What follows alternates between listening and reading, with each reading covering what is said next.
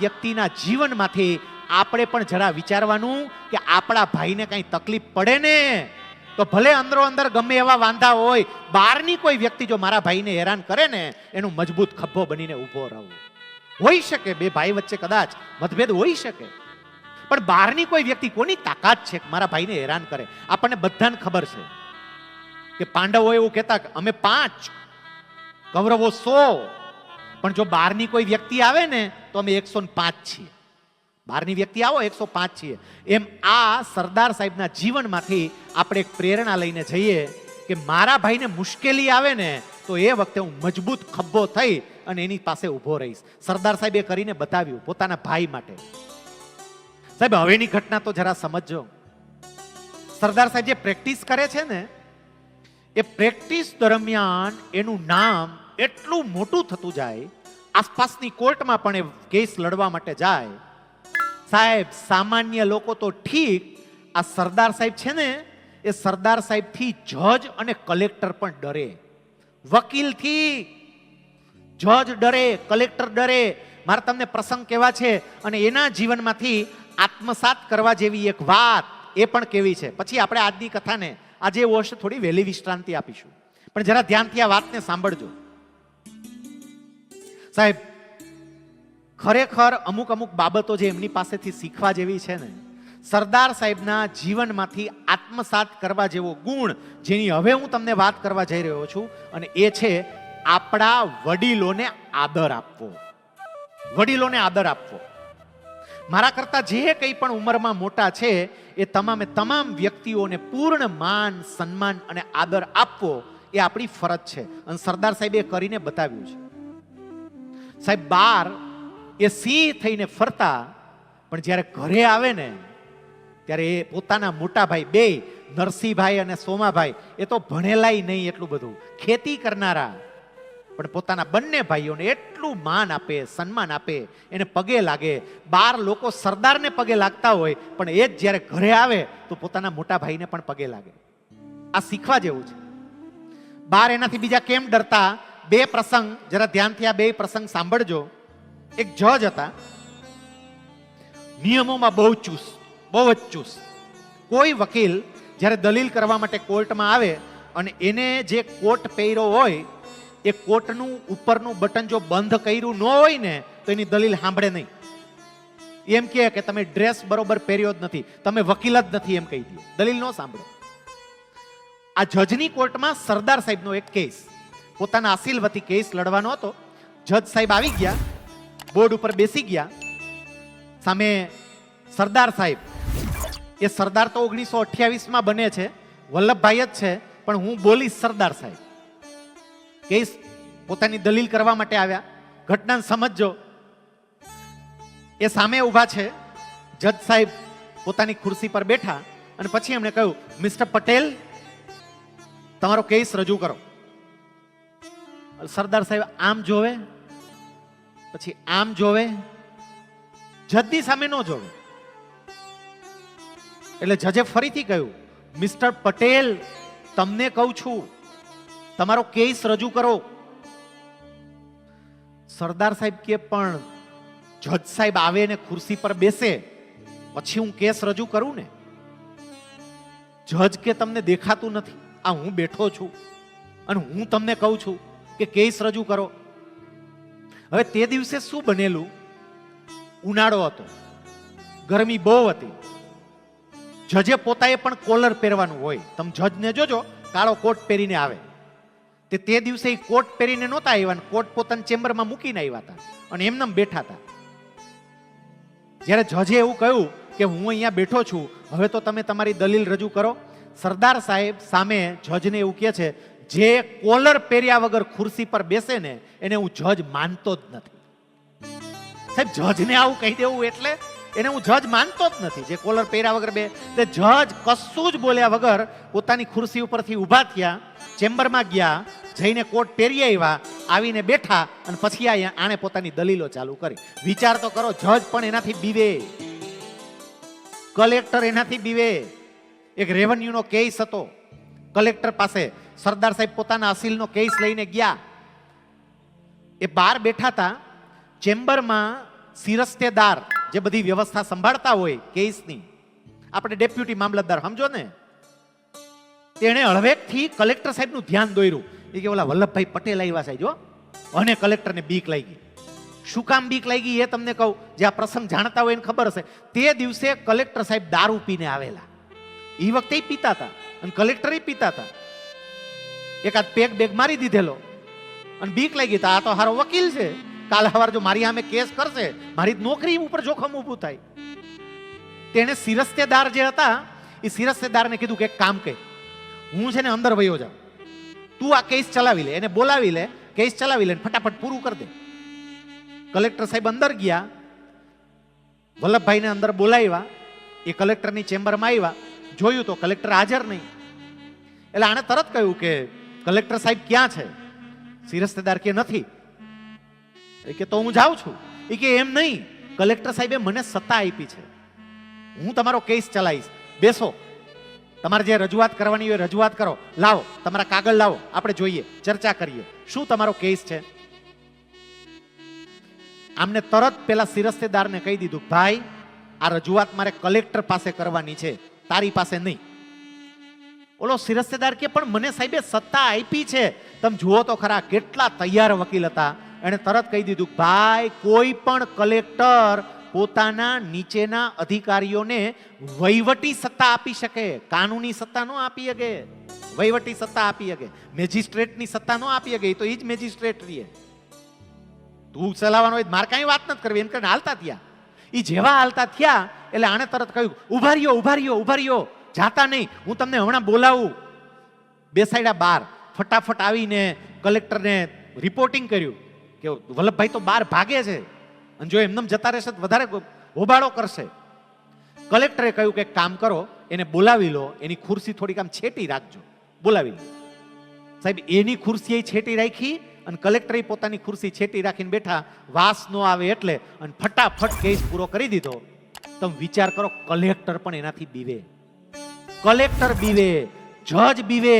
મારે જે કેવું છે સમજજો. પણ એ જ માણસ ઘરે પોતાના અભણ મોટા ભાઈ એને પગે પણ લાગે, એને વંદન કરે, એને માન આપે. સાહેબ આ શીખવાનું છે કે ગમે એટલા મોટા માણસ બનીએ ને, મોટા માણસ બહાર, ઘરે નહીં, વડીલો પાસે હંમેશા નાના બને. હનુમાન ચાલીસાની એક બહુ સરસ મજાની ચોપાઈ છે. ઘણા બધાને હનુમાન ચાલીસાનો પાઠ કરવાની ટેવ હશે.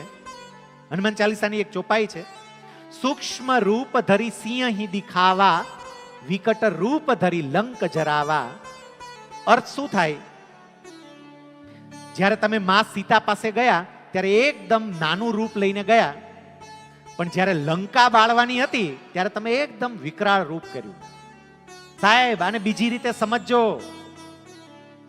હનુમાનજી જ્યારે પહેલી વખત માં સીતાને મળે છે ત્યારે એકદમ નાના એવા થઈ અને એની પાસે જાય છે, અને પછી પોતાનું વિકરાળ રૂપ પણ માને બતાવે છે.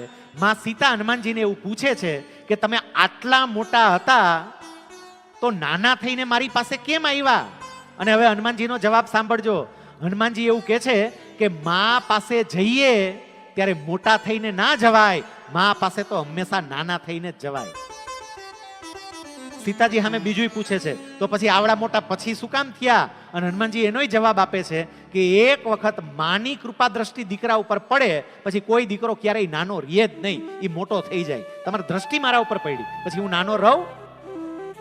સાહેબ તમે ગમે એટલા મોટા સિરામિક ફેક્ટરીના માલિક બનો, તમે 5,000 કરોડ 10,000 કરોડનું વાર્ષિક ટર્નઓવર કરો, ગમે એટલા મોટા અધિકારી બનો, ગમે એટલા મોટા મંત્રી બનો, ધારાસભ્ય બનો, ઉદ્યોગપતિ બનો, સ્કૂલના સંચાલક બનો, અધિકારી બનો, આઈએએસ ઓફિસર બનો, આઈપીએસ બનો, ગમે બનો, પણ એટલું યાદ રાખજો કે આપણી માં અને આપણા બાપ કરતા આપણે મોટા ક્યારેય ના બની શકીએ. એ ભલે કદાચ અભણ હોય છતાંય એની પાસે હંમેશા નાના થઈને રહેવું આ સરદાર સાહેબ પાસેથી શીખવા જેવું છે. 1900ની સાલમાં પ્રેક્ટિસ કરવા માટે ગોધરા જતા રહ્યા. 1903માં પાછા બોરસદ આવી ગયા. બોરસદમાં પ્રેક્ટિસ ચાલુ કરી. 1905ની સાલ આવી. હવે સાંભળજો, સાહેબ 1905ની સાલ આવી. આ 5 વર્ષ એને જે પ્રેક્ટિસ કરીને, એ પ્રેક્ટિસ કરીને કરકસર કરીને બચત કરીને એને 10,000 રૂપિયા ભેગા કર્યા. 10,000. અને આ મારી સંપૂર્ણ સભાન અવસ્થામાં બોલું છું. એ વખતે 10,000 સાહેબ, આજના નહીં, 120 વર્ષ પહેલાના 10,000 રૂપિયા એને ભેગા કર્યા. શું કામ? લંડન બેરિસ્ટર બનવા જવું હતું, સપનું હતું. 1905ની સાલમાં આ પૂરતા પૈસા ભેગા થઈ ગયા. હવે અહીંયા એક બીજું સમજવાનું, આગળનો પ્રસંગ લવ એ પહેલા. જેને પોતાના સપના પૂરા કરવા હોય એને ખોટા ખર્ચા બંધ કરી અને બચત કરવાની ટેવ પાડવી. થોડાક ખોટા ખર્ચા બંધ કરવા. સાહેબ અહીંયા જેટલા બેઠા ને, અલગ અલગ સમાજના બધા, કેટલા બધા લોકો બેઠા છે. પાટીદાર સમાજ વિશેષ અહીંયા બેઠો છે. મારે એટલું કેવું છે કે દરેક વ્યક્તિ જરા અંતરદ્રષ્ટિ કરીને જોજો કે આપણે કેટલા ખોટા ખર્ચા કરતા થઈ ગયા. આપણે આપણા લાડવા લગન જેવા કરી દીધા. લાડવા લગન જેવા લાડવા. લાડવામાં પેલા 4 બહેનો જતી, દઈને આવતી રહી, કોઈને ખબર ન પડે. 500 માણસનું રસોડું લાડવામાં. સાહેબ જેમને ભગવાને સંપત્તિ આપી હોય ને એ ભલે ખર્ચો કરાય, લગ્ન એ બહુ મોટા કરાય. મુકેશ અંબાણી એના દીકરાના લગ્નમાં 5,000 કરોડ વાપરે તો વપરાય, કોઈ વાંધો નહીં. કારણ કે પૈસા અર્થતંત્રમાં આવે તો અર્થતંત્ર ચાલતું રહે. એટલે જેને પરમાત્માએ સંપત્તિ આપી હોય એ ખર્ચો કરે, એની સામે કોઈ વાંધો નથી. પણ જો મારી સ્થિતિ ના હોય ને તો મારે ખર્ચો ના કરાય. આ જરા વિચારજો. આપણે બહુ ખર્ચા કરતા થઈ ગયા દેખાદેખીને કારણે, અને એને કારણે જ આર્થિક મુશ્કેલીમાં મુકાતા પણ થઈ ગયા. સાહેબ આ મોરબીની તાસીરની મને ખબર છે, વાત ખોટી હોય તો પાછી આવવા દેજો તમતારે. લગન પેલા પ્રી વેડિંગમાં 2 લાખ રૂપિયા ખર્ચી નાખે. પ્રી વેડિંગ 10 મિનિટનું ગીત હોય, ખાલી 10 મિનિટ 5 લાખ લ્યો. અને 10 હજી વધતું જ જાય છે. હું તો 2 લાખ ખાલી કહું છું, 2 માંથી 5, 10, જેની જેવી કેપેસિટી સાહેબ. અને પ્રી વેડિંગ કરવા હવે લોકો વિદેશમાં જવા માંડ્યા, વિદેશમાં જાય. જેની પરિસ્થિતિ છે ભલે કરે, હું તો કહું ભલે કરે. ઈ બાને વિડીયો વાળાને બિચારાને મળે કંઈક, થોડાક ટ્રાવેલના ધંધા વાળાને મળે, બધાને મળે. પણ મારી પરિસ્થિતિ ન હોય ને મારે ખર્ચો ના કરાય. સાહેબ સામાન્ય પરિવારની દીકરી અને દીકરા પણ હવે પ્રી વેડિંગ માટે મોટો ખર્ચો કરતા થઈ ગયા. મારા ખર્ચા બંધ કરવા પડે. સરદાર સાહેબમાં શીખવાનું આ. એને ખર્ચા બંધ કર્યા ત્યારે એ બચત કરી ગયા છે, ત્યારે એનું સપનું પૂરું કરવા માટે એ પૈસા ભેગા કરી શક્યા છે. આપણે સપનું જોઈએ પણ એના માટે આપણે બચત કરવી નથી, ખોટા ખર્ચા બંધ કરવા નથી. એકબીજા હારે કેટલી દેખાદેખી. અહીંયા મારી જેટલી બહેનો બેઠી ને, બહેનો ફરીથી તમને કહેવું છે, ખરા અર્થમાં જો તમે સુખી થવા માંગતા હોય, બહેનો બંગલો તમને સુખ નહીં આપે. આ માત્ર અહીંયા બેઠો છું એટલે બોલું છું એવું નહીં. આમાં ઘણા થયા ભાઈ અહીં જી બોલવા વાળા હોય ને એ આવી જ વાતો કર્યા કરે. આ નરી વાસ્તવિકતા છે. બંગલો તમને સુખ નહીં આપે, તમને સુખ સમજણ આપશે. બંગલો હોય અને છતાંય જો બીજા હારે સરખામણીઓ થતી હોય ને તો એ સુખ નહીં આપે. અને આપણે એ જ કરતા હોઈએ છીએ. તમે જોજો, લગ્નમાં જાય, કોને કેવી હાડી પહેરી, કોની પાસે કેવું પર્સ છે, કોને કેવા ઘરેણા પહેર્યા. સાહેબ મેં તો જોયું, ભાગવત કથા હોય ને, ભાગવત કથા એ તો ત્યાગ કરવા માટેની કથા છે. અને ભાગવત કથા વખતે બહેનો જે તૈયાર થઈ હોય, ભાગવત કથામાં મેકઅપના બજેટ હોય, બોલો એમાંય મેકઅપ કરવા જાય રોજ, પછી કથામાં આવે. પેલા મેકઅપ કરવા જવાનું, જાત જાતના ડ્રેસ નક્કી કર્યો હોય, આજે આ હાડી, કાલે ઓલી હાડી, પરમદી ઓલી હાડી, ઘરેણા જેટલા હોય એટલા પ્રદર્શન જ કરવાનું હોય, બતાવવાનું જો આટલું છે અમારી પાસે. મારે એટલું કેવું છે કે જેને જે કંઈ પણ ઘરેણું હોય, જેની પાસે જે કંઈ પણ સુખ સંપત્તિ હોય એ બધી એને મુબારક. પણ મારે મારા પતિની સ્થિતિ જોઈ અને જીવતા શીખી જવું જોઈએ. મારે બીજાને નહીં, દેરિયા જેઠિયાને જેને કોઈને જે કંઈ પણ હોય એ બધું એને મુબારક. સાહેબ ઝવેરબાઈએ કોઈ દી સરદાર સાહેબને ફરિયાદ નથી કરી કે મન તમ હોનાને બંગડી જ ન કરાવી દીધી, આ ભેગું કર્યા કરો છો.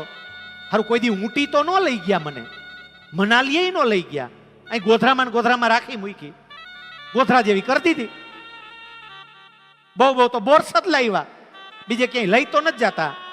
સાહેબ પત્નીએ પણ એને કેટલો સાથ આપ્યો છે. તમે જુઓ તો ખરા કે પતિનું આ સપનું છે અને આ સપનું પૂરું કરવું હોય તો મારે બચત કરવી પડે ને એમાં પતિને સાથ આપવો પડે. સાહેબ સરદાર સાહેબમાંથી એક આ બાબત શીખીએ કે ખોટા ખર્ચા બંધ કરીએ અને ખોટા ખર્ચા બંધ કરીને બચત કરવાની ટેવ પાડીએ ને, આપણા સંતાનોનું ભવિષ્ય આપણે ખૂબ ઉજળું કરી શકશું. મારે એક પ્રસંગ કેવો છે, આ સમાજના આગેવાનો બધા અહીંયા બેઠા છે સાહેબ.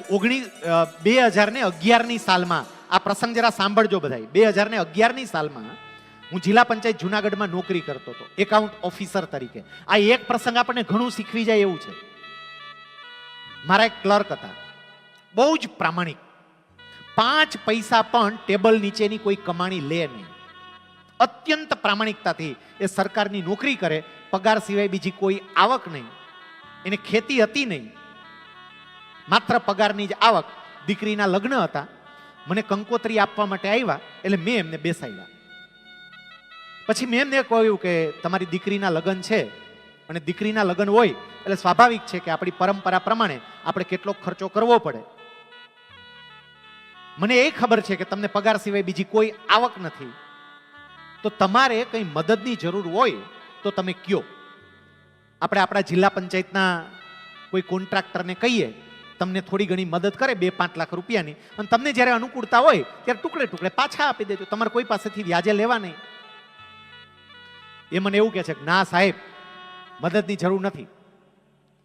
મેં કહ્યું સંકોચ રાખવામાં, મદદની જરૂર હોય તો કયો, સંકોચ રાખવામાં મદદની જરૂર છે તો કયો.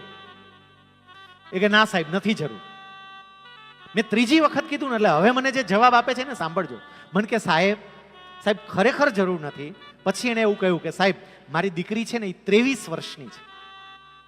23 વર્ષ પહેલા આ દીકરીનો જન્મ થયો ને ત્યારે જ મને તો ખબર જ હતી કે એક સમયે દીકરીને પારકા ઘરે વડાવવાની છે. અને આપણા સમાજનો એક નિયમ છે, એ નિયમ પ્રમાણે મારે લગ્નમાં કેટલો ખર્ચો કરવો પડશે મને ખબર જ હતી. એટલે અમે પતિ પત્નીએ બેએ સાથે બેસી અને કેટલાક નિર્ણય 23 વર્ષ પહેલા કર્યા હતા. અમે પહેલો નિર્ણય એ કર્યો હતો કે બાકીના લોકો મહિનામાં 2 વખત બહાર જમવા જતા હશે તો આપણે 2 મહિને એકવાર બહાર જમવા જશું, પણ આપણે થોડાક પૈસા બચાવશું. બાકીના લોકો 2 વર્ષે એકવાર ક્યાંક ફરવા જતા હશે તો આપણે 4 વર્ષે એકવાર ફરવા જશું, પૈસા બચાવશું.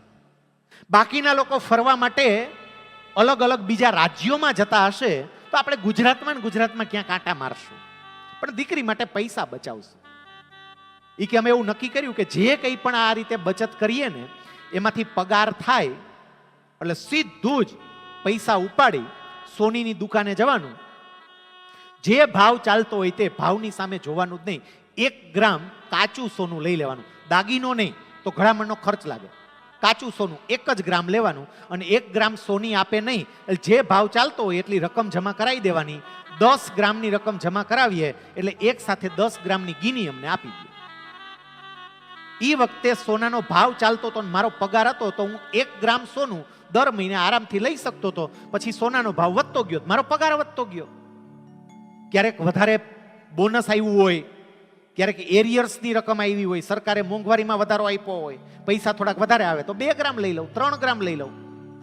સાહેબ આ 23 વર્ષમાં મેં કુલ 35 તોલા સોનું ભેગું કર્યું છે. 23 વર્ષમાં 35 તોલા. એમાં સાહેબ 15 તોલાના દાગીના દીકરી અને જમાઈને હું ભેટમાં આપવાનો છું લગ્ન પ્રસંગે, અને 20 તોલા ઘરેણું વેચી નાખ્યું. એમાં મારા લગ્નનો આખો પ્રસંગનો બધો ખર્ચ નીકળી જશે. મારે કોઈ પાસે લાંબો હાથ કરવાની જરૂર નથી કે લાચાર બનવાની જરૂર નથી. તમે વિચાર તો કરો કે કેવું આયોજન. નાની એવી બચત કરે. આપણામાં ઘણા આ બચત કરી છે. આપણા વડવાઓ છે ને હોશિયાર બહુ હતા. હું કહું નિલેશભાઈ, આપણા વડવાઓ એટલા હોશિયાર હતા. નરેન્દ્રભાઈ એને જે રોકાણ કર્યું છે ને 2 અત્યંત યોગ્ય જગ્યાએ, સોનું અને જમીન. તમે જોજો આમાં 2માં જ કરતા. હારું વરસ થયું હોય, ડુંગળીના હારા ભાવ આવ્યા હોય, આતા શું કહે એ વહુ ને એક ઘરેણું કરાવી દે. એને ખબર છે કે આ ઘરેણું ગમે ત્યારે કામમાં લાગશે. અને કાં પછી શું કે કટકો લઈ લ્યો ક્યાંય મળતો હોય તો. સાહેબ જેને જમીનમાં અને સોનામાં રોકાણ કર્યું ને એને કોઈ દી પસ્તાવાનો વારો નથી આવ્યો. ધીમે ધીમે બચત કરતા જાય, રોકાણ કરતા જાય. સરદાર સાહેબે પણ 1900 થી શરૂ કરી અને 1905 સુધી ખર્ચમાં કાપ મૂક્યો, બચત કરી અને બચતના પરિણામે 10,000 રૂપિયા ભેગા થયા. સાહેબ 10,000 રૂપિયા અને હવે લંડન જવા માટે બધી તૈયારીઓ શરૂ કરી દીધી. એના જે કંઈ પણ ડોક્યુમેન્ટ્સ તૈયાર કરવા પડે એ ડોક્યુમેન્ટ્સ તૈયાર થવા માંડ્યા. અત્યારે આમાંથી કેટલા બધા લોકો એવા બેઠા છે કે જે સતત અને સતત વિદેશ છે, પણ બચત તો હતી નહીં. વિઠ્ઠલભાઈની એક તો કમાણી ઓછી હતી અને જે કમાણી હતી વપરાઈ જતી હતી, એટલે એટલી બચત કરી નહોતા શક્યા. ઈચ્છા હતી, ભણવા જઈ શક્યા નહોતા, પણ વલ્લભભાઈના કાગળિયા આવ્યા, કાગળિયા જોયા. સાહેબ એ સાંજે આ કવર લઈ અને વિઠ્ઠલભાઈ વલ્લભભાઈની ઘરે જાય છે. મોટો ભાઈ નાના ભાઈને ત્યાં જાય છે. વલ્લભભાઈએ જોયું, મોટા ભાઈ આવ્યા, ઊભા થઈ ગયા. મેં હમણાં તમને કહ્યું ને, એક ઘટના તમને કહું. જ્યારે સરદાર સાહેબ વલ્લભભાઈ નાના હતા, એનો ભણવાનો મેળ નહોતો ખાધો, ખેતરમાં કામ કરતા હતા, એની સામે વિઠ્ઠલભાઈ ભણતા હતા, ત્યારે આ જ વિઠ્ઠલભાઈ પોતાના નાના વલ્લભભાઈની બહુ મશ્કરી કરતા હતા અને એને ગાંડો બળદ કહીને બોલાવતા. વિઠ્ઠલભાઈ વલ્લભભાઈને ગાંડો બળદ કહેતા. નાના હતા ને ત્યાં, એ ગાંડા બળદ, મારા માટે પાણી લાવ, હાલ. ઓલો બિચારો 7.5 વર્ષનો છોકરો મોટા ભાઈ માટે પાણી લાવે. એક વખત તો લેટ્રિન ગયા વલ્લભભાઈ અને વિઠ્ઠલભાઈ બહારથી આગળીઓ મારી દીધો. ઓલો અંદર બિચારા ખખડાવ્યા જ કરે, ખખડાવ્યા. આવી રીતે સખત હેરાન કર્યા છે બાળપણમાં, નાની નાની બાબતમાં. સાહેબ એ જ વલ્લભભાઈ, એને બધું યાદ તો હશે જ ને કે મારો ભાઈ મને ગાંડો બળદ કહેતો હતો, મારો ભાઈ આમ કહેતો હતો, પણ મળવા માટે આવ્યા ને, ઊભા થઈ ગયા. આવો ભાઈ, કેમ આજે અચાનક? વિઠ્ઠલભાઈ એવું કહે છે કે વલ્લભભાઈ એક કવર આવ્યું છે, મેં કવર જોયું, મને ખબર પડી કે તું બેરિસ્ટર બનવા માટે લંડન જાય છે. વલ્લભભાઈ કે હા ભાઈ, સાચી વાત છે. વિઠ્ઠલભાઈ એવું કહે છે કે વલ્લભ મને છે ને આમ કેટલા સમયથી ઈચ્છા છે કે હું બેરિસ્ટર બનું, મારે જવું છે. તો એવું કર ને, તને તો પછી તક મળશે, તું તો પછી જઈ શકીશ. તે જે કંઈ પણ ભેગું કર્યું છે મને આપી દે ને, હું બેરિસ્ટર બની આવું. વિચાર તો કરો સાહેબ, દરેકે દરેક વ્યક્તિ વલ્લભભાઈની જગ્યાએ તમારી જાતને રાખીને વિચારજો. 5 વર્ષ સુધી દિવસ રાત જોયા વગર તમે કાળી મજૂરી કરી હોય, સખત મહેનત કરી હોય. સાહેબ બીજા મજા કરતા હોય એ વખતે મજા મૂકીને તમે બચત કરતા હોય, પૈસા ભેગા કરતા હોય તમારું સપનું પૂરું કરવા માટે. પૈસા ભેગા કરો, તમારું સપનું પૂરું થવાની તૈયારી થાય, અને એ વખતે કોક તમને એમ કહે કે આ ભેગું કર્યું એ બધું મને દઈ દે ને, શું થાય? વલ્લભભાઈ પોતાના મોટા ભાઈને કહી શકે, ભાઈ યાદ છે ગાંડો બળદ કહેતા હતા, તે ગાંડો બળદ તો ઢીક મારે, ગાંડો બળદ મદદ થોડી કરે, અહીંયા મદદ માટે આવ્યા છો. સાહેબ વલ્લભભાઈએ એક પણ શબ્દ બોલ્યા વગર, કોઈ ચર્ચા કર્યા વગર માત્ર એટલું જ કહ્યું, ભાઈ આપની ઈચ્છા છે ને, કંઈ વાંધો નહીં, આપ બેરિસ્ટર બની આવો, હું પછી જઈશ. પોતાની 10,000 રૂપિયાની બચત 1905માં એને મોટા ભાઈને સોંપી દીધી. ભાઈ આપ જાઓ. ઘણા બધા પ્રસંગ જાણે છે સાહેબ, બેરિસ્ટર બનવાનો સમય આવ્યો પણ મોટા ભાઈને એને બેરિસ્ટર બનવા માટે મોકલી દીધા કે તમે જઈ આવો, તમે જાઓ. અને એટલું નહીં, એ મોટા ભાઈને એવું કહે છે કે મોટા ભાઈ તમે બેરિસ્ટર બનવા માટે લંડન જાઓ, પણ તમે કોઈ ચિંતા કરતા નહીં, કોઈ ચિંતા નહીં કરતા. અહીંયા તમારી ગેરહાજરીમાં ભાભીનું હું પૂરતું ધ્યાન રાખીશ, ભાભીને કોઈ દુઃખ નહીં પડવા દઉં, એટલે એની તમે ચિંતા નહીં કરતા. અને ત્યાં તમારે ખર્ચા પાણી માટે જે કંઈ પણ રકમની જરૂર પડે ને, તમે મને તાર કરજો, હું તમને મની ઓર્ડર કરી દઈશ, એટલે એની ચિંતા નહીં કરતા. સાહેબ આ માણસે પોતાના મોટા ભાઈ માટે એમણે જે કંઈ પણ બચત કરી હતી ને, એ બધી જ બચત સમર્પિત કરી દીધી. અને ઇતિહાસ એ બાબતનો સાક્ષી છે કે વલ્લભભાઈના પૈસે અને વલ્લભભાઈના ડોક્યુમેન્ટે અભ્યાસ કરવા માટે એના મોટા ભાઈ વિઠ્ઠલભાઈ એ લંડન ગયા. મારું સપનું પૂરું થવાનું હોય અને હું મોટા ભાઈને બધું સોંપી દઉં, પણ એને સોંપી દીધું. એક મહત્વની વાત એ છે કે ત્યાં બેરિસ્ટર બનવા માટે તમે જાઓ, 3 વર્ષનો અભ્યાસ હોય, 3 વર્ષ. અને આ 3 વર્ષનો જે અભ્યાસ હોય ને, એ 3 વર્ષનો અભ્યાસ કરવા માટે વિઠ્ઠલભાઈ ગયા, પણ પોતાના પત્નીને કહ્યું જ નથી કે હું બેરિસ્ટર બનવા જાઉં છું. પત્નીની બીક કેટલી લાગતી હશે તમે વિચારો ખરા. અને આ વાસ્તવિકતા છે. વિઠ્ઠલભાઈ એમના પત્ની દિવાળી બાથી ડરતા, એના પત્નીને કીધું નથી કે હું બેરિસ્ટર બનવા માટે જાઉં છું.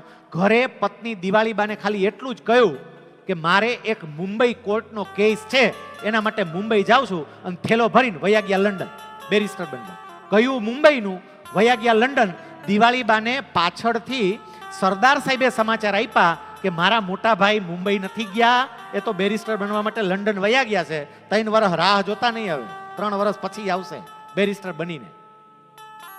હવે એક બાબત અહીંયા સમજજો સાહેબ, આપણે પૂરું કરવા તરફ જ જઈએ છીએ, કારણ કે 11:30 થઈ.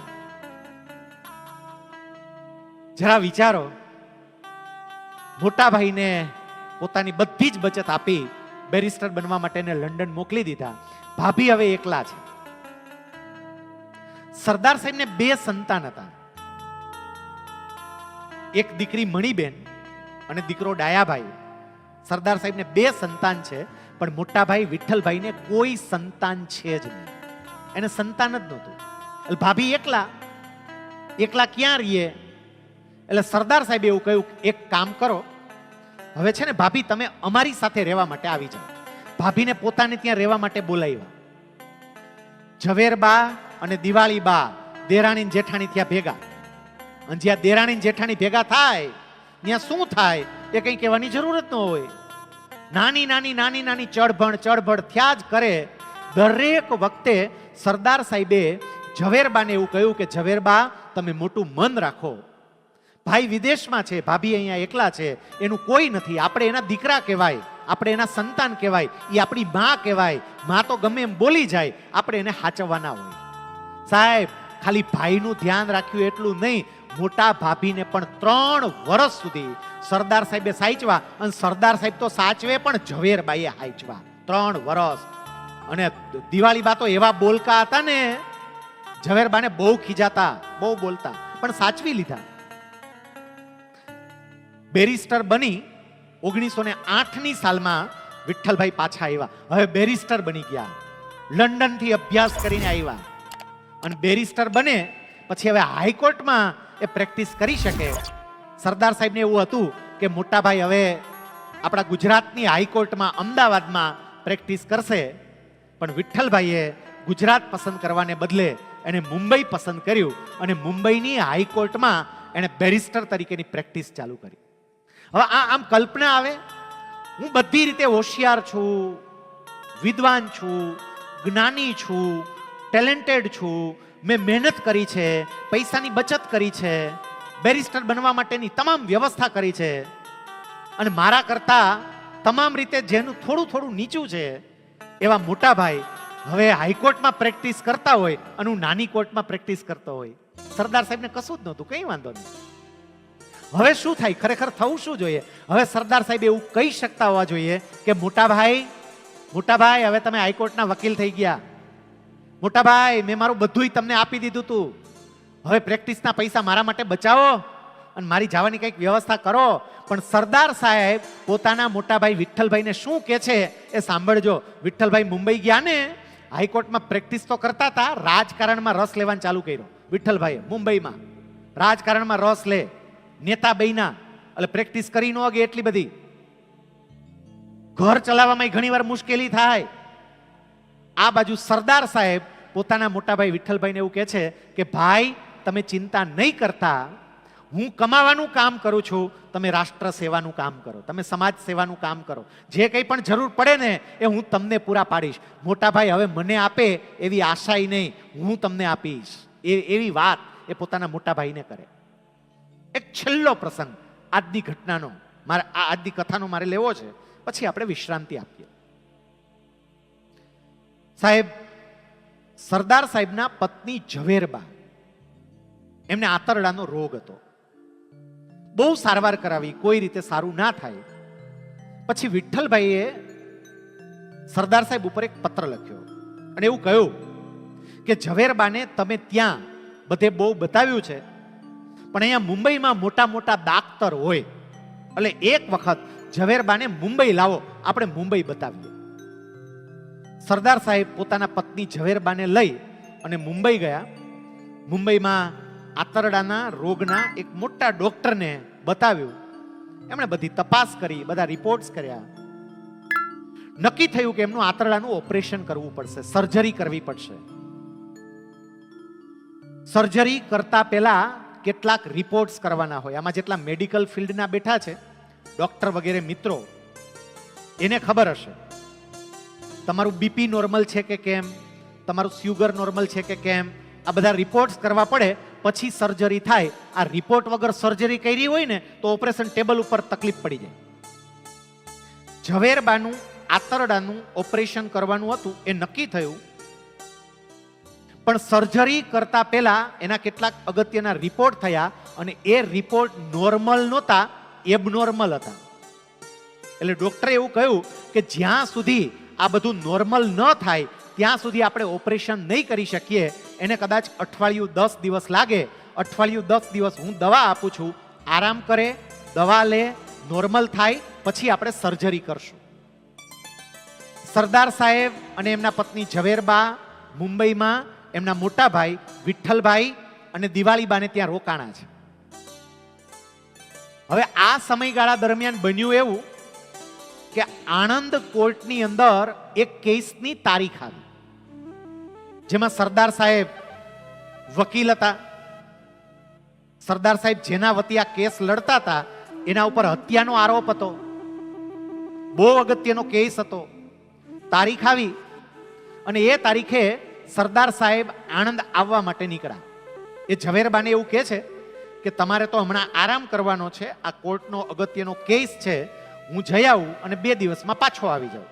ઝવેરબાઈએ પણ એને વિદાય આપી કે કંઈ વાંધો નહીં, તમે જઈ આવો, તમે તમારું કામ કરો, અને અહીંયા ભાભી તો છે જ મારું ધ્યાન રાખવા વાળા. પોતાના પત્ની ઝવેરબાને ત્યાં મૂકી અને સરદાર સાહેબ આણંદમાં આવ્યા. સાહેબ આણંદ કોર્ટની અંદર એક કેસની તારીખ આવી 1909ની સાલ, જાન્યુઆરી મહિનો. સરદાર સાહેબ જ્યારે દલીલ કરવા માટે ઊભા થયા ને, એવું કહેવાય છે કે ખબર નહીં એ દિવસે એમણે જે ધારદાર દલીલો કરી, જે ઉલટ તપાસ કરવાની હોય એ ઉલટ તપાસ સામેવાળાના સાક્ષીને તપાસવાના હોય કોર્ટમાં, એ ઉલટ તપાસ પણ એવી ચાલતી હતી. બધાને એવું થયું કે આજે આ કેસનો ચુકાદો વલ્લભભાઈની તરફેણમાં આવશે. ગજબની દલીલો કરે છે, ગજબની ઉલટ તપાસ કરે છે, ગજબના પ્રશ્નો પૂછે છે. આ બધું ચાલતું હતું. લગભગ બપોરના 2 વાગ્યાની આસપાસનો સમય, અને એક માણસ એક અગત્યની ચિઠ્ઠી લઈ અને કોર્ટરૂમમાં દાખલ થયો. કોર્ટરૂમમાં દાખલ થઈને એને જોયું વલ્લભભાઈ દલીલ કરતા હતા. ઈશારો સેજ વલ્લભભાઈ તરફ કરવામાં આવ્યો એટલે એમને ખબર પડી કે કંઈ અગત્યનું હશે. વલ્લભભાઈને એ ચિઠ્ઠી આપવામાં આવી. તાર હતો, પોસ્ટ ઓફિસનો તાર હતો. એમણે તાર જોયો, ખોલ્યો, વાંચ્યો. તાર વાંચીને તારને પેક કરી પોતાના ખિસ્સામાં મૂકી દીધો. ફરી પાછી દલીલો ચાલુ. સાહેબ કેસ પૂરો થયો.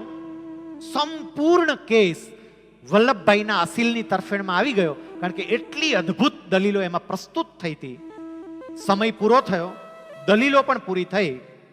જજ પોતાની ખુરશી ઉપરથી ઉતરી અને ચેમ્બરમાં ગયા, અને બીજી બાજુ જેટલા વકીલો હતા ને બધા વકીલો સરદાર સાહેબ પાસે, વલ્લભભાઈ અભિનંદન, વલ્લભભાઈ અભિનંદન. ગજબની આજે તમે જે દલીલો કરી છે, ગજબની દલીલો કરી છે. એક વકીલે હળવેકથી એવું પૂછ્યું, વલ્લભભાઈ આ દલીલો ચાલતી હતી ત્યારે એક ચિઠ્ઠી આવી ચાલુ દલીલોમાં, તમે ચિઠ્ઠી વાંચી, તે ચિઠ્ઠી શેની હતી? અને સાહેબ એ વખતે આ વકીલ વલ્લભભાઈ પેલા વકીલ મિત્રને જવાબ આપતા એવું કહે છે કે મારા પત્ની ઝવેરબા સ્વર્ગે સિધાવ્યા છે, અને એના દુઃખદ સમાચારનો આ તાર હતો. પત્ની અવસાન પાઈમાં એનો તાર મળ્યો, વાંચ્યો, અને છતાંય પૂર્ણ સ્વસ્થતા સાથે એને દલીલો કરી. જ્યારે વકીલોએ સાંભળ્યું ને, બધા વકીલો, આવા દુઃખદ સમાચાર હતા અને તમે તોય દલીલો ચાલુ રાખી. આ વાત જજ સુધી પહોંચી ગઈ. જજે તરત સમાચાર મોકલ્યા કે વલ્લભભાઈને કહો મારે એને મળવું છે. વલ્લભભાઈ જજને મળવા માટે ગયા. જજે કહ્યું, ભલા માણસ તમારે કહી તો દેવાય ને, હું બીજી મુદત આપત. અને એ વખતે વલ્લભભાઈ એવું કહે છે કે સાહેબ મારા પત્ની ગયા, એ કોઈ રીતે પાછા ના આવે. એ ગયા, પણ જો હું આ મુદત ચૂકું તો સાક્ષીઓને તપાસવા માટે ફરી ક્યારે મુદત મળે નક્કી નહીં, અને એટલો સમય મારા અસીલે વગર ગુનાએ વધારે સમય જેલમાં રહેવું પડે તો હું વકીલ શેનો? મારા અસીલને તકલીફ ના પડે ને એટલે મારા પત્ની ધામમાં ગયા હતા, છતાં પણ મેં મારી દલીલો ચાલુ રાખી. સાહેબ, સ્થિત પ્રજ્ઞતા કોને કહેવાય ને એ આમની પાસેથી શીખવા જેવું છે. ઝવેરબાના ઓપરેશનને ત્યાં વાર હતી મુંબઈની અંદર, પણ સરદાર સાહેબ અહીંયા આવ્યા ને, પાછળથી ઝવેરબાની તબિયત બગડી, હોસ્પિટલમાં દાખલ કર્યા, અને ડોક્ટરે એવું કહ્યું કે અત્યારે તાત્કાલિકપણે ઓપરેશન કરવું પડશે. એ ઓપરેશન કર્યું અને ઓપરેશન ટેબલ ઉપર જ ઝવેરબાનું અવસાન થયું. અને એટલે પછી એ સમાચાર અહીંયા મોકલવા પડ્યા. એમની પત્નીનું અવસાન થયું અને છતાંય પૂર્ણ સ્થિરતા સાથે એમણે એ કેસ લડ્યો. એ કેસની અંદર જે દલીલો કરવાની હતી એ દલીલો કરી. આના ઉપરથી આપણે સમજવાનું શું? સાહેબ, જીવનમાં સુખ અને દુઃખ આવે, પણ દુઃખને પચાવતા શીખવા. એને તકલીફ નહીં પડી હોય, આપણે બધા બોલીએ એને તકલીફ નહીં પડી હોય. સાહેબ, એટલું યાદ રાખજો, સરદાર સાહેબ પોતાના પત્ની ઝવેરબાને જે પ્રેમ કરતા ને, એ તો ખાલી પેલો ગોધરાવાળો એક પ્રસંગ આપણે વિચારીએ કે પ્લેગ થાય અને ઝવેરબાને પિયર કે સાસરે જવા માટે જે સમજાવે, એ ખબર પડે કે પોતાના પત્નીને કેટલો પ્રેમ કરતા હતા.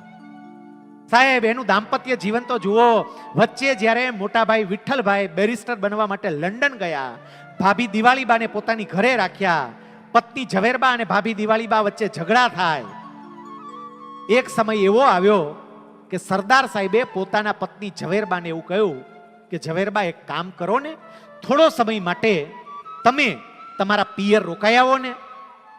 એવું નથી કહેતા ભાભી રોકાવા માટે જાય, તમે જઈ આવો. કારણ કે દિવાળીબાનો સ્વભાવ એવો હતો, જ્યાં જાય ત્યાં બધે પ્રશ્નો ઊભા થતા હતા. એટલે સરદાર સાહેબે પોતાના પત્નીને અમુક સમય માટે પિયર મોકલ્યા હતા. તે વખતે પણ એ પતિ ક્યારે માન્યા હશે? બંને વચ્ચે કેટલો પ્રેમ હશે?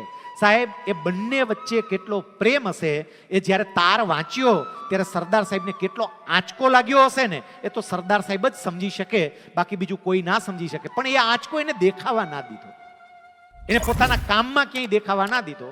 એટલે આપણે દરેકે આ એક શીખવું કે આપણું જીવન છે અને જીવનમાં સુખ અને દુઃખ એ સતત આવ્યા કરે. હું સુખનો સ્વીકાર કરું છું તો મારે દુઃખનો સ્વીકાર પણ કરવો પડે, અને દુઃખોને ભૂલીને મારે આગળ વધવું પડે. એક સરસ મજાની નાની એવી વાર્તા, આ વાર્તાને જરા ધ્યાનથી સાંભળજો. વાર્તા નાની છે પણ બહુ સરસ મજાની આ વાર્તા છે. એક ડોક્ટર હતા અને એ ડોક્ટર પોતાની હોસ્પિટલમાં એના મિત્ર જોડે વાતો કરતા હતા. કોઈ મિત્ર વર્ષો પછી મળેલો, પ્રાથમિક શાળામાં ભણતા સાથે, પણ વર્ષો પછી મળ્યો. એટલે બે મિત્રો વાતો કરે, તને સાંભળે રે, મને કેમ વિસરે રે, જૂનું બધું યાદ કરે. એક દર્દી આવ્યો, ડોક્ટર સાહેબે તપાસ્યો. દર્દીને તપાસીને એને દવા લખી આપીને પછી એવું કહ્યું કે સવાર, બપોર અને સાંજ 3 ટાઈમ તારે આ દવા લેવાની છે. પણ એક કામ કરજે, તું દવા લે ને, પાણીનો ગ્લાસ ભરીને બાજુમાં રાખજે, ટીકડી આમ હાથમાં લઈ ગ્લાસ તરત પકડી લેજે. જેવી ટેબ્લેટ મોઢામાં મૂકને એટલે તરત ગ્લાસથી ફટાફટ એને ગળે ઉતારી જજે. એ જતો રહ્યો. બીજો એક દર્દી આવ્યો, એને તપાસ્યો, એને દવા લખી આપી અને એને એવું કીધું કે તું છે ને, આ હું તને ગોળી આપું છું ને, એ ટેબ્લેટ લઈ અને તારે એને ગળી નહીં જવાની, તારે એને જીભ ઉપર રાખવાની અને પછી ધીમે ધીમે એને ચગડવાની. તું ચગડીશ ને એટલે ધીમે ધીમે ધીમે ધીમે એ ગોળી ઓગળી જશે. એ જતો રહ્યો. પેલો મિત્ર હતો ને, એ મિત્રએ ડોક્ટરને પૂછ્યું કે એકને તમે એવું કીધું કે ગળી જજે અને બીજાને એવું કહ્યું કે એને ચગડજે, આવું કેમ? ડોક્ટરે હવે જે જવાબ આપ્યો સાંભળજો. ડોક્ટરે એવું કહ્યું, પહેલી વ્યક્તિને મેં જે ટેબ્લેટ આપી હતી ને, જે ગોળી આપી હતી ને, બહુ કડવી હતી અને કડવી ગોળીને કોઈ દી ચગડાય નહીં. કડવી ગોળીને તરત ગળે ઉતારાય, એને ચગડવાનું ન હોય. કડવી ગોળી ચગડો ને તો કડવાહટ આખા મોઢામાં ફેલાય, એટલે કડવી ગોળીને ચગડાય નહીં, એને તરત ગળે ઉતારાય. અને બીજી વ્યક્તિને મેં જે ગોળી આપી ને, એ ગોળી બહુ મીઠી હતી, એનો આનંદ લેવાય, એટલે મેં એને કહ્યું કે એ ગોળી ચગડજે. સાહેબ, જીવનમાં કડવી અને મીઠી ઘટના સતત બનતી હોય, સતત. એમાં કડવી ઘટના હોય ને એ ગળે ઉતારવા માટે હોય અને મીઠી ઘટના ચગડવા માટે હોય. આપણે અવળું કરીએ છીએ, જીવનની દુઃખદ ઘટનાઓ એ કડવી ગોળીઓને સતત ચેગડા કરીએ તો કડવાહટ જીવનમાં ફેલાય જ. સરદાર સાહેબ પાસે શીખવું કે કડવી ગોળીને ગળે ઉતારવી. સરદાર સાહેબ એ બાબતને ભૂલી ગયા અને કેસ લડ્યા. પછી તરત જ ત્યાંથી મુંબઈ ગયા. ઝવેરબાના મૃતદેહને અહીંયા ગુજરાતમાં લાવવામાં નથી આવ્યો. મુંબઈના જ એક સામાન્ય સ્મશાનમાં એમના અગ્નિ સંસ્કાર થયા હતા. સાહેબ, આજે પ્રથમ દિવસે મેં તમને સરદાર સાહેબના જે કેટલાક બાળપણના પ્રસંગોની વાત કરી, એના વિદ્યાર્થી કાળના પ્રસંગોની વાત કરી, એના અભ્યાસની વાત કરી, મોટાભાઈ માટેના એના સમર્પણની વાત કરી. આના ઉપર આપણે શાંતિથી વિચારીએ. પણ હવે મારે તમને જે કેવું છે ને સાંભળજો કે આવતીકાલની જે કથા છે ને, સાચા અર્થમાં સરદાર કોણ એ કાલથી હવે શરૂ થશે. આજે તો આ ટ્રેલર હતું, ટ્રેલર. કારણ કે ઘણા પાછા એવું કે આમાં સરદારની તો હજી કઈ વાત ન આવી. આ એની પૂર્વ ભૂમિકા આપણે આજે પહેલા દિવસે લીધી. આવતીકાલે સરદાર પોતે બેરિસ્ટર બનવા માટે જાય. બેરિસ્ટર બનીને આવે, અમદાવાદ હાઈકોર્ટમાં પોતાની પ્રેક્ટિસ ચાલુ કરે, રાજકારણમાં પ્રવેશ કરે, ગાંધીજી સાથે એની પહેલી મુલાકાત થાય, ખેડૂતોના દુઃખ દૂર કરવા માટે ખેડા સત્યાગ્રહમાં ઝંપલાવે અને બારડોલીનો એ સત્યાગ્રહ કે જેને કારણે સરદાર બને એ શું હતું ને એની વાત આપણે આવતીકાલે કરશું. મારે બધાને વિનંતી કરવી છે કે આવતીકાલે જ્યારે આવો ત્યારે એક તો તમારા સગા વાલા મિત્રો એને કહેજો. આજે પાછળ બધુંય પેક થઈ ગયું, આ બધું સોફા થોડા ખાલી રહ્યા, કાલે બધાય આવજો સાહેબ. જે માણસે આપણા માટે આટલું કર્યું છે એના માટે ના કરી શકીએ. અને કાલે મારી ઈચ્છા એવી છે કે 9 વાગે સમયસર આપણે કથા શરૂ કરી દેવી છે, એટલે સમયસર આપણે કથાને પૂરી કરી શકીએ.